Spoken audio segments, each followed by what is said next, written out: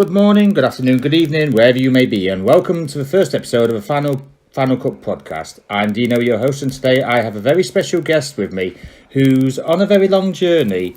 Just a bit of a quickie, he's an actor, he's been part of TV shows such as Jessica Jones, Orange is the New Black, Boardwalk Empire, The Blacklist, Power and Blue Bloods. He's been in the Green Book and will soon appear in Netflix's The Irishman by Martin Scorsese. He's also done his fair share of theatre, and he's been part of award-winning TV shows and even an Oscar-winning movie. So the one thing we can take from this is that if you want to win awards, hire my guests. So please welcome to Finalcut Podcast, Craig DeFranco. Right, just going to start. All it's going to be is going to do a bit of movie news, and then we'll move on to our special guest. So, first protocol is the reviews for Pet Sematary have been in, and they're mainly positive. Some are saying it's better than the original. Some say it's even more chilling than Stephen King's book. Now, I've seen the original, and I must admit it was all right. But obviously, with being 80s, I'm more 80s inclined. But I must admit, I'm looking forward to it more now with great interest. So, what's your take on it, Craig? I'm looking forward to seeing the new one. Actually, I mean, the first one scared the bejesus out of me. I do remember it, and oh man, when that kid came alive, I was looking over my shoulder. It was a little scary. It was a little nerve-wracking. I have to be honest. It's the 80s. All 80s movies made everybody nervous. I get nervous just looking at cats now. Oh my goodness, yeah, it was a great story. Stephen King, one of the great novelists, a lot of great films. I mean, Christine was a really good one. That was a really scary film. Carrie was one of my favorites, and I did see the remake. So I'm looking forward to seeing the new Pet Sematary, and I hope it lives up to the billing of the old one. Yeah, the only thing is about remakes, they're not really that good. I mean, Evil Dead, that Fede Alvarez did, that were brilliant. Carrie, let's say you just mentioned Carrie. Carrie's remake wasn't really as good as the original because Sissy Spacek, when she was in it, she was really unknown, so nobody really knew what to expect. But the remake had Chloe Grace Moretz, and it was a case of, well, she's been this and been that. I don't really feel anything for her. Agreed, yeah. But, I mean, yep, carry on. Okay. I mean, that first movie was so scary, and I mean, you really felt for her as a character, and it's kind of like even the new Death Wish. I love the original Charles Bronson film, but and then the new one, because what happened was I feel that in the first Death Wish you really got on the side of Charles Bronson, and in the new one you didn't have that oh my God, I want to kill these guys that are doing this to this home invasion. In the first one, they really got you on their side, and the second one was a little bit different. And I attribute that to the performances. Yeah. Makes sense? Yeah, it does make sense. I'm going to say they've changed it slightly. I mean, obviously, this is going to be venturing in spoilers here, but the child who dies is actually a girl this time. It's not the boy from the original. And obviously the cat's different as well, but still chilling. And apparently, I've heard there is CGI in this, so I'm kind of a bit iffy because I'm not really a fan of CGI in horror. Okay, as well. But you know what? Sometimes they can make it look really, really good. You can't even tell sometimes. That's what I say about 80s horror. Nightmare on Elm Street, it was fake, but it was just so terrifying at the same time. Exactly. I mean, Nightmare on Elm Street, my goodness. Did you know that was Johnny Depp's first film? I did, yep. And it was also his first death as well. Yes. I love that. So I'm that's why I was really excited to come on your show. You have your knowledge of movies. I feel like I'm talking to a friend. It's great. I'm honoured, sir. So we've given our our opinion on the new Pet Sematary. Now the biggest one in the upcoming weeks is Shazam, which has been even more positive. It's been very positive indeed. Yes, everybody's getting excited about this film. There's no, it looks good. The lead's great, and it looks, I like they're doing like a comical take on the superheroes. They're not so profound, and obviously their supernatural powers are profound. However, the characters are more relatable, which I like Spider-Man. Yeah, it's kind of like a little version of Aquaman, if you like, because Aquaman was strictly for the adults, and Shazam's definitely for the kids.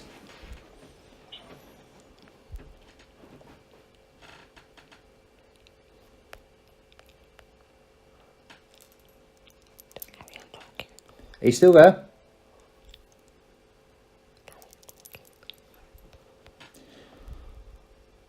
Yeah.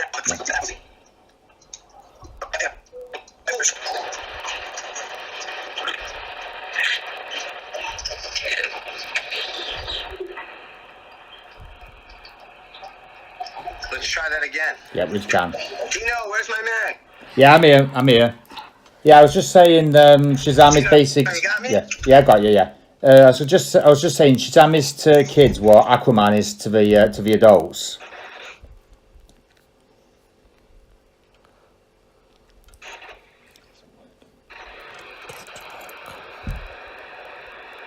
But I'm still looking forward to it. It's very funny. I mean, definitely an adult. I think yes. Shazam's definitely gonna get good for the kids. I'm gonna definitely go see that one. And I will be watching it tomorrow night. Not tomorrow night, Wednesday night. 9 days ahead of everyone in the UK can watch it. So. Wow. Yeah, I know. I get quite lucky sometimes. Oh, that's great. Yeah, sometimes you get the little perks. Definitely. But I will say, yeah. But I will definitely let you and everybody else know how it is when I get to see it tomorrow night. Right, let's move on. Let's move on to our guest now, shall we? Please. Right. So, as some may not know, you were in Green Book, the Oscar-winning movie with. Is it? How do you pronounce it? Is it Mahershala? Is it?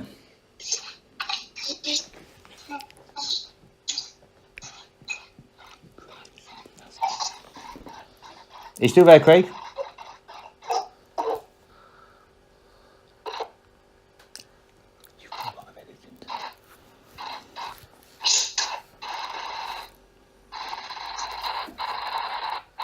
Right, so now it comes to questions part. So obviously, I'm gonna cut straight to the point. You've been in Green Book. You were part of a movie that won an Oscar. And it has won about just about every single award that I can think of. So, how does it feel as an actor to be part of something so special? It's an incredible experience. It's been a journey up and up and up, and it still is going and rising and rising. Being in the Green Book, when I read the script, I knew it was something special. The chemistry between Mahershala and Viggo, there was some stuff on the page, but those two actors really bonded together with an inspirational story and really catapulted it into something that is beyond belief. And the result is on screen to see, and it's been amazing. I mean, we didn't get a lot of publicity or press. It was in and out of the theater very briefly, and once people started seeing it and realizing the inspiration, the story, the humanity of it, the morality of the story. These two guys from two different worlds, totally diverse. One a racist, one trying to better the world, totally coming together, being forced in a car together, and having no choice but to bond. It's a story that everyone in this world needs to see and feel, because we're all just human. We're all the same under our skin and under whatever outer texture there is. We're all humans, and we all have a soul, and that's the bottom line. And the relatability of each other to each other as humans, just to be one, is one of the messages of this film, and that's one of the main reasons why I'm so happy to be a part of it. Another is Nick Vallelonga, who, this is his father's story. He's been sitting on this baby for God knows how many years, and he finally was able to tell this story. And it couldn't have happened at a better time. All the movie gods lined up, and the universe opened up, and it was the right time, the right place, and everyone seems to be welcoming it with open arms. I've definitely opened it up. I mean, I did used to be, I'll say, major Hollywood studios, but I must admit I've come to appreciate the more independent movies nowadays. I mean, there's an Indonesian movie or two movies, and I absolutely love them to pieces. I even like them more than the first Avengers movie when the first one came out. So I can kind of see why independent movies are so much better. I mean, look at Jordan Peele and his two movies. They're made on shoestring budgets, but they're so good, and they're making so much money. Fantastic. They're so good. I mean, yeah, they're making a ton of money. See, it doesn't matter. The production value, it depends on the type of film you're making, but the production value is there as long as you have a great story, you have great performances, and a creative collaborative. Once you have all those three key ingredients, I believe you can make it possible. There's so many stories that need to be told, and this was one of them.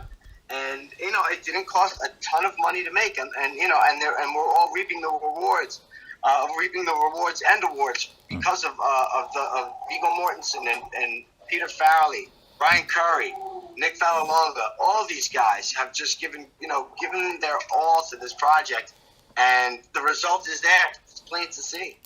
It's good funny you just mentioned Peter Farrelly, because that's my next question. Obviously, he was the director of it, and people might not know, but he's actually more known for his comedy movies like Dumb and Dumber. So did you think that Green Book would be what it is and be as good as it is if he wasn't directing?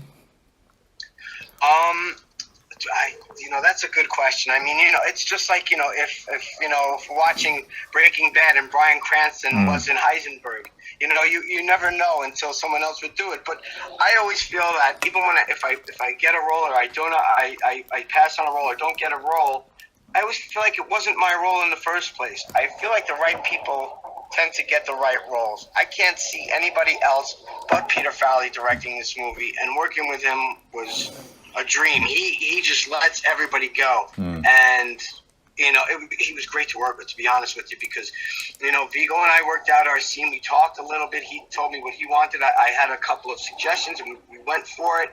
And another very giving person and giving actor, Viggo Mortensen, and Peter as well. And he's like, we discussed it, and Peter came over. We told him what we worked out, and he's like, great, let's shoot it. And there we are. And and then there it was. So I think it's quite reasonable to say that Green Book was literally a team effort.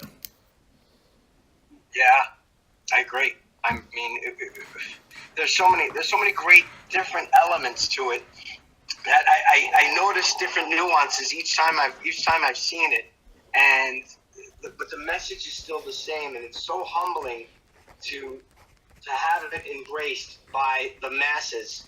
Even China right now, UK loves it. Everybody that sees it embraces this film, and the comments that people come up to me and say it's really heartfelt, and I think that's the best part of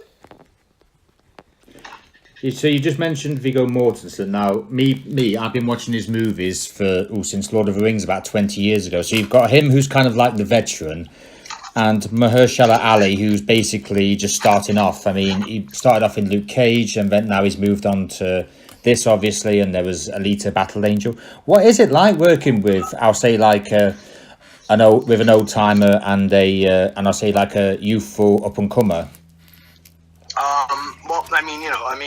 Well, Mahershala was coming off his Academy Award-winning film Moonlight, so. But I guess working with a veteran like Viggo Mortensen is in the beginning. To be honest, it was slightly intimidating, but you know what? As soon as we met and talked a little bit, he really is. He really embraces it. Is all about the story, all about giving great performances and giving of an actor, and that's what you need. I mean, acting is reacting, and it's ping-ponging back and forth, and it's what you give and what you react to. It's the behavior, and he's such a giving actor that he makes it easy for anybody, a newcomer, a veteran, anybody to work with.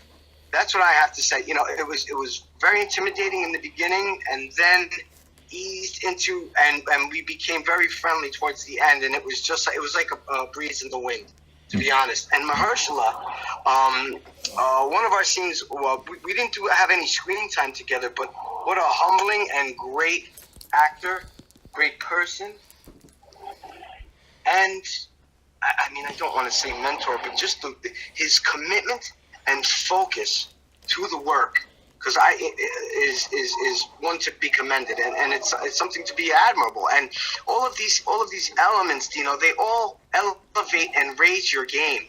It's motivational. It gets you pumped up. It gets you fired up. Gets you focused. You concentrate, and you want to do that much better. Everybody's trying not to outdo each other, but not to one up you, but just to really, really give it your all. And once you devote that, it's great. It's great, and that's what we're trying to achieve there, especially with those two juggernauts of performers. I should point out, I only said old timer because I couldn't think of veteran, and I do actually have the utmost respect for Viggo Mortensen. I love him as an actor. I've loved every movie he's been in, so I meant no disrespect to Viggo when I said that.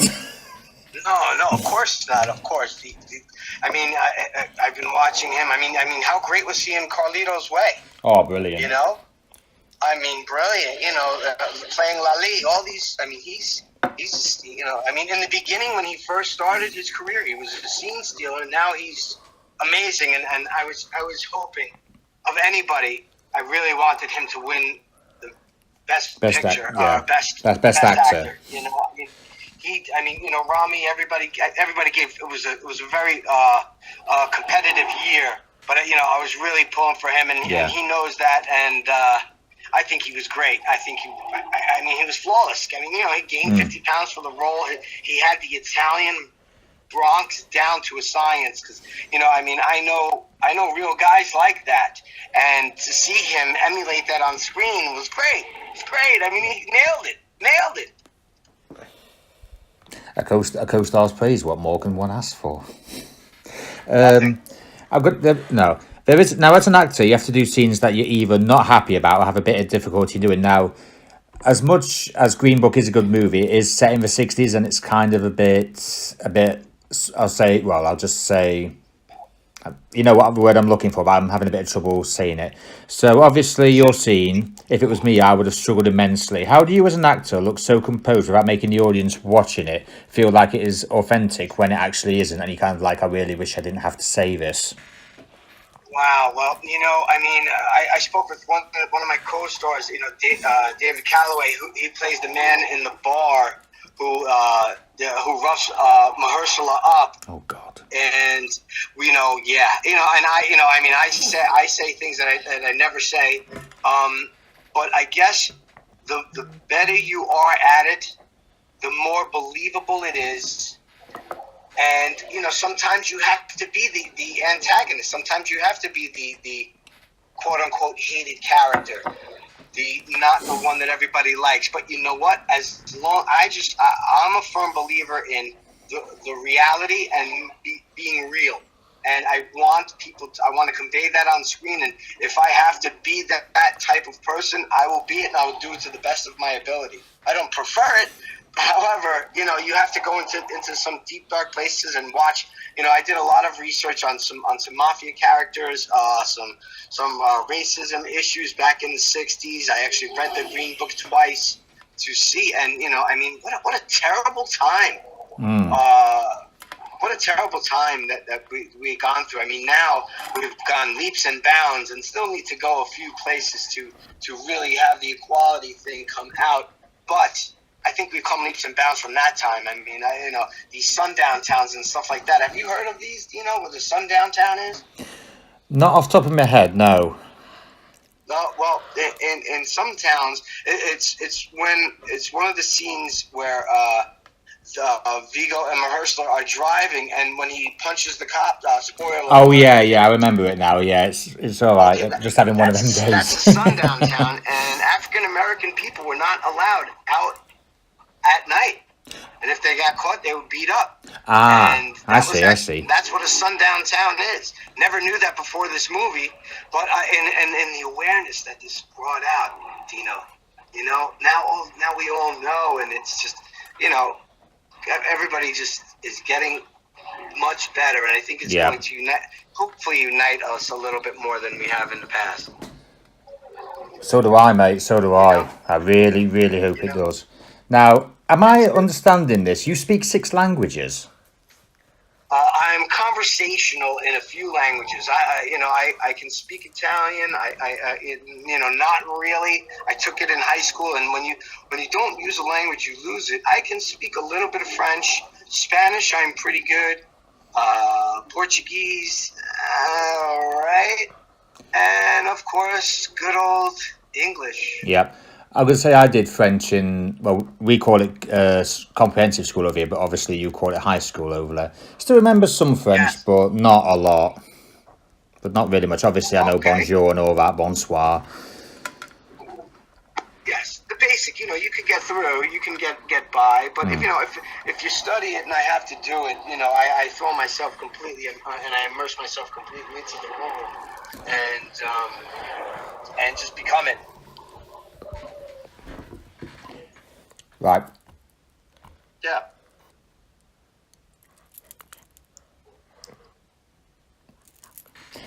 Nice. Well, did I lose you? No, it's all, Dino, are you there? yeah, I'm still here, mate. Yeah, sorry about that. Right. Great. You've done your fair share of TV shows such as Blue Bloods with Tom Selleck, Blacklist with James Spader, which I love, and I'm still waiting for season 6 over here to be shown. I don't even know when it's going to show. Orange is the New Black, obviously, which is such a phenomenon on both sides, and you've been in Power as well, which I must admit I never heard of until I read what you were actually in, because Netflix, when I turn it on, it's never brought it up whatsoever. It's not said things things you'd recommend. Power. It's always been everything else. But I must admit I did watch it, and I am actually enjoying it at this point. But what would you say is what would you say is your most enjoyable experience of the TV shows you've been on? Wow. Well, the giving. I'll tell you what. The giving people of Power were amazing.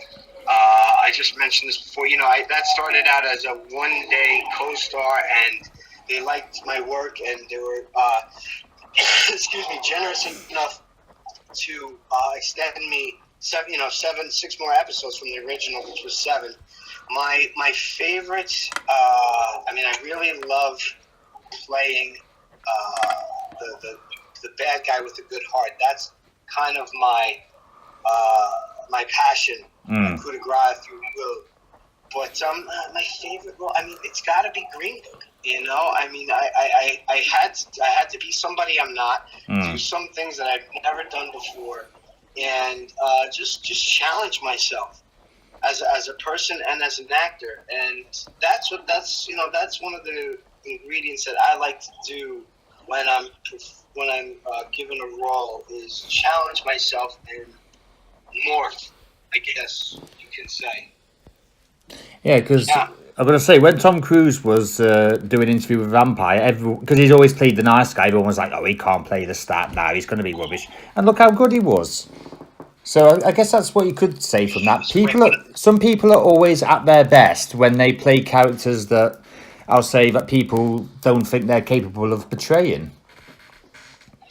Agreed.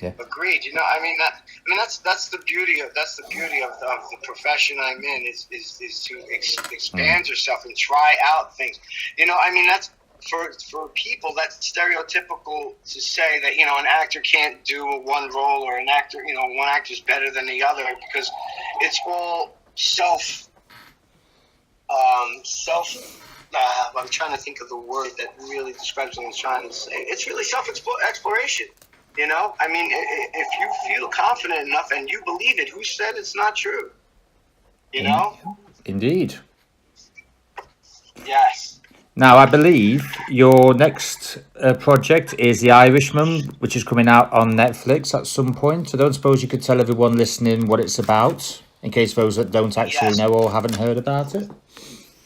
It's about this gentleman by the name of Frank Sheeran, who was right-hand man of Jimmy Hoffa, back during the Union times and the Union funds and things like that. And apparently, legend has it, he was responsible for the death of Jimmy Hoffa. And back in the States, that was a big thing because Jimmy Hoffa disappeared. And it was definitely mob related, and he was connected. That's it. There's a the cast is star studded. Robert De Niro, Al Pacino, Martin Scorsese, Bobby Cannavale, Harvey Keitel, a whole bunch of. I mean, it's unbelievable. Billy Graham is in it as well, I believe, and it's a great story. And it's based off of this novel titled "I Hear You Paint Houses." And that is a slang word for "I hear you're a hired murderer." Because when the way it goes is "I hear you paint houses" is if I blow somebody's brains out and the blood goes all over the wall, the house is painted with blood. It's a nice analogy, actually. I might use that one in one of my future podcasts. There you go. I hear you paint houses. And that's an underground mafia term for I hear you're a hired killer. Now you've literally just mentioned the cast list. I mean, like you said, it's a movie with De Niro, Pacino, Pesci, Harvey Keitel, Ray Romano's in it, Anna Paquin from True Blood's in it, and that's just a few. I mean, obviously, there's actually an Englishman in it. I believe his name's Stephen Graham. I think that's Stephen Graham. Thank you. I said Billy. I don't know why I couldn't think of his name, but yes, and he's. I mean, I've been watching him for a long time, and he played Al Capone back on Boardwalk Empire. I mean, he's terrific, and he was in Snatch. He was, yeah. I mean, look how versatile he is as an actor. Indeed, he's gone from being Jason Statham's, I'll say, lieutenant to Scorsese. I don't really think there is anything bigger than Martin Scorsese. No, and he's in that camp, and he does a great American accent. You can't even tell. I mean, he's just. I mean, talk about embracing a role. Look at that. Right. So, what was the name of his first? What was the name of his first film? I saw it back in the day, and man, it was something. Oh God. About a young. Yeah, I know. I'm whipping out the yearbook, but. Anyway, that was a great film. I can't think of it. But anyway, Stephen, I love your work. Yeah. Who doesn't like it? Who doesn't like his work? Right. So this is kind of like a bit of a question it's kind of like a wish list, if you like. So who would you like to work with in the future if you had the chance and a choice? Wow. Director or actor? Anyone. So say one director, one actor. Do you want me to give you an idea of if it was me?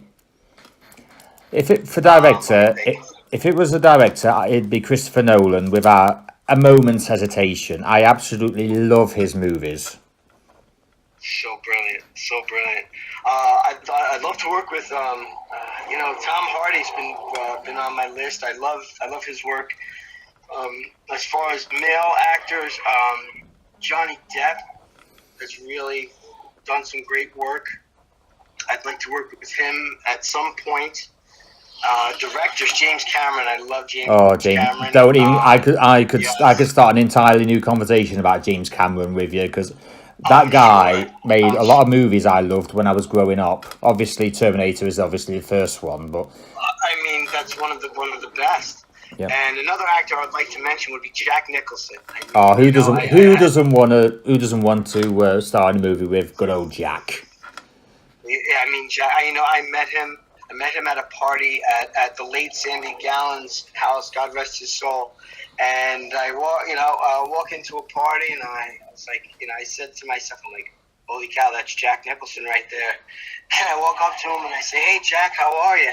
He goes, I'm tops.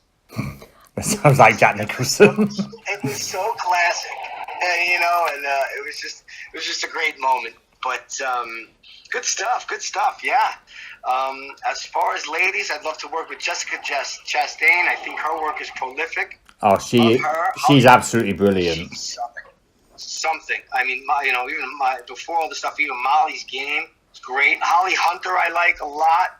I think she's very, very talented and has an amazing career. And just her approach to the work, I really admire. Yeah. And yeah. I kind of think. I'd like to work with. Sorry, mate, carry on. I was just going to say something about Holly Go Hunter. I'm going to say I always think that Holly Hunter's one of those actresses who's kind of like understated in the works. I don't really think anybody over here really gives her enough credit. Agreed, and that's what makes me want to work with her even more, because she's so good and so talented, and I mean, I wouldn't say under the radar at all, because she had her own TV show, but just her approach to the work I have always admired, and would like to get walk the boards with her. And obviously, I guess the last one I would say would be Clint Eastwood. Oh, who doesn't love good old Clint? I mean, come on. I mean, behind the camera, in front of the camera, everywhere. He's just one with it, and that's something to be admired. And if I ever have the blessing to work with him, I will give him my all. I really hope I get to interview him one day. Strictly because I can tell him how much my mum's loved him over the decades. Honestly, she's probably she's the biggest Clint Eastwood fan that I actually know. Really? Oh, that's great. Yeah. That's great. I mean, his work, he speaks for himself. And, he didn't even start out as an actor. He was at a Hollywood party, and that's how his career started. Unbelievable. And look how he is. He's, in his 90s nearly? Or is he 90 or is he over 90? I'm not sure. I have no idea. It's one or the other, but he's still going, and I still don't know how he manages to keep going even at 90. Neither do I. He's just one of those icons that just keeps going. Right, just one more question before we do a little harmless quiz. Just for everybody, who's listening, what have you got in the foreseeable future that we haven't already discussed yet? Right now, I'm actually on the way to Philadelphia to shoot a film called The Silence of Philadelphia, with a couple of people in there. It's pretty on the wraps right now. And that's what I'm doing. I have two projects that I'm working with a gentleman by the name of Larry Mazza, who I met on the set of The Irishman, who is a real made member of the Colombo crime family, was a member of the Colombo crime family, did 10 years, and has an amazing story with Martin Scorsese's interested in it, as well as Robert De Niro, and they're in talks, and writing will be Nicholas Pileggi, and we're talking about that. So that's one of my major projects in the works right now. And Larry is a great guy. I mean, wait till you hear this story. He's got a book out called The Life, which you got to check out. And if you're into the mob aficionado or the mob genre, you're gonna love it. Love it. I might recommend that to my sister, because out of my family, she's the bookworm. I bet there's not been a book that's been wrote that she has not read. That's how much of a bookworm she is. Okay, well, I'll ask him to send you one. Oh, bless you. Nice, Rafa. Sure. Right, just a little quiz. It's quite harmless. It's just a bit of multiple choice. So just answer with what you prefer personally. So I'm just going to start it off. It's a bit mean, but I've got to ask it.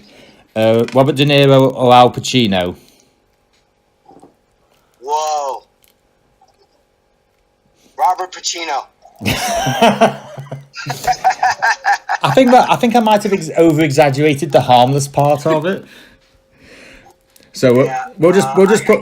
I'm gonna go Pacino. Ooh. I'm gonna go Pacino.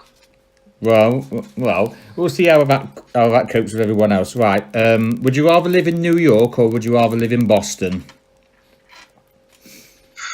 That's not even a question. I know. New York, hands down. I only asked that because I've heard recently that the Yankees are playing the Red Sox at London Stadium.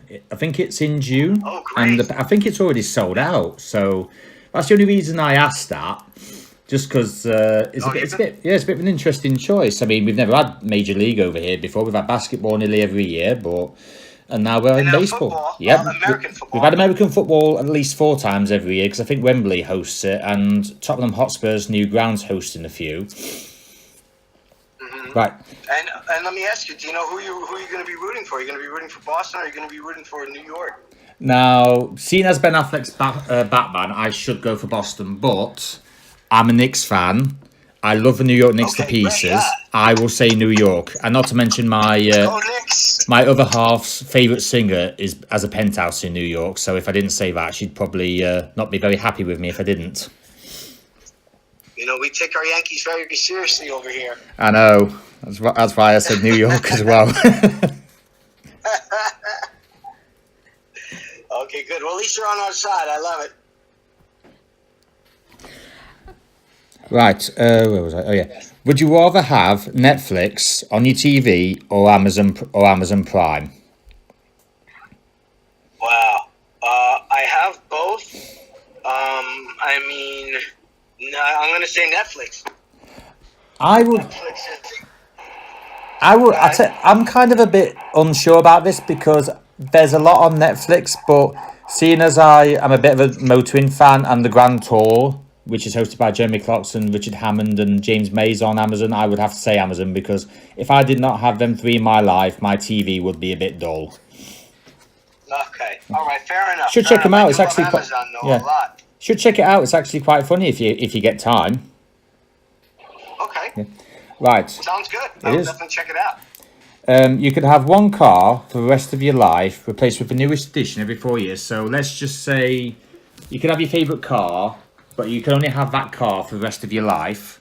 Or you could spend your entire earnings on a very expensive car that would double its value in price over time. I'll just give you an example. A McLaren F1, when you bought it, say 20 years ago, was worth about $1 million. Now it's worth about, say, between 2.5 and 3.5. Okay. So what would you rather have?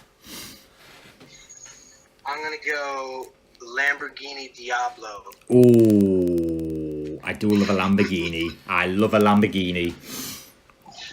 I'm going to go Diablo, yes. And, you know, I haven't decided the color yet, but I'm definitely going to go the Diablo. Well, I'm going to say that the normal Lamborghini stance would be to have it in gold, but I think this is the time where I'll say tradition doesn't really apply to cars anymore. Agreed. Yeah, I mean, everything's, you know, no holds barred at the moment, so and get what you love. Yep. Right. Would you play the same role every time, the same sort of role every time you do either a TV or a movie, or would you rather have variety in your roles? Well, you know, when I was doing a lot of stage work back when I was studying and doing more theater work, I always like to find something that makes it new and refreshing for me. Whether it's one of the pieces every time you read the script, you discover different things in the script. So, you know, if you get that one ideal character that you play and you love it, that's great. But I would like to do that for, you know, 5 or 6 years and then move on to something and challenge myself as an actor to encompass a different style or role or a person. Yeah, it's always nice to have a bit of variety, isn't it? Of course. Variety is the spice of life. Right. Would you rather have a big mansion or a big apartment? Oh, a mansion. I thought being land outside. I thought being a native New Yorker, you would have said apartment. Well, you know, we have apartments over here, so if I had my choice, you know, I'd rather move more into the burbs and have the nice, nice quiet life. I like grass. I like grass and trees and animals. Yeah, I must admit, I do enjoy the quiet life myself. I must admit. So I would probably say I'd say that as well. Right. What would be your favourite place that you would visit? It doesn't matter if you've been there or not. Where would be your favourite place you'd like to visit? Ironically enough, I have yet to go to Italy, and I'm dying to go. So that's next on the list. Anywhere in it? Well, just say anywhere in Italy, right? Oh well, yeah. I mean, I want to go visit my relatives in Naples, and I want to go see Rome. I want to see Ischia, and I want to see Florence. I want to see the art in Florence. Right. This is you could say this question is looking ahead to the future.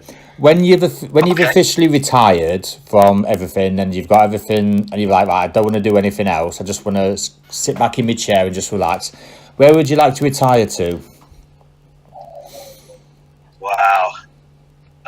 I don't ever see any retiring in the future. I'm a workaholic, so I that's a very challenging question. But I definitely would like probably retire in Italy and grow lots of vegetables and have a farm and make my wine and cook some really delicious food. Right, this is the most important question since Marvel just acquired 20th Century Fox. Would you rather co-star with Robert Downey Jr. or would you rather co-star with Ryan Reynolds in your next movie? Wow. Geez, you got some tough questions, Dino. You don't make it easy on me. Just so you know, if you don't pick Ryan Reynolds, he will find out and he will troll you on Twitter. I know that's the thing. See, I mean, I would love to work with Ryan Reynolds. I mean, I think he's great. His timing he's hilarious, and he's very versatile. Robert Downey has come. I mean, you want to talk about a prolific actor.